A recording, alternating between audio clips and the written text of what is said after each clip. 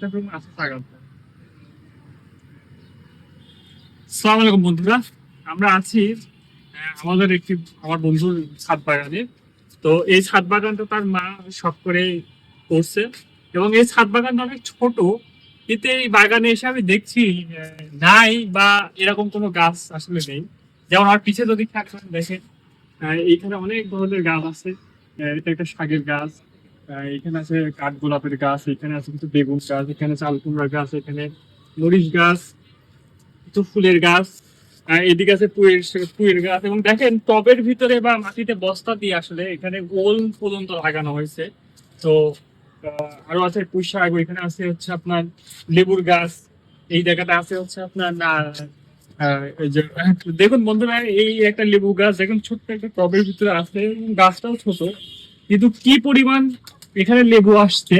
এখানে আছে লেবু, এখানে লেবু, এখানে লেবু, শুধু লেবু আর লেবু। এবং বাইরের দিকটাও তো অনেক লেবু আছে। তাই এখানে বেশ কিছু সুন্দর ফুলের গাছ। এবং আমার বন্ধুর মা বেশ শৌখিন, কারণ দেখেন এইখানে সে টাইগার মুরগি পালন করছে। তার এই পাশটাতে যদি দেখা একটু দেখেন যে সে পায়রাও পালন করে। সে পায়রা অনেক ছোট থেকে, মানে আমি আমি যখন ছোট ছিলাম তখন থেকে দেখি তার আম্মা পায়রা গুলা লালন পালন করে। আসলে শৌখিন হলে পরে আহ মনের ইচ্ছাকে একটি ছোট্ট ছাদের আবদ্ধ জায়গার ভিতরে ফুটে তোলা যায়। তার একটি উৎকৃষ্ট প্রমাণই হচ্ছে এই ছাদ বাগানে আমার বন্ধুর মা।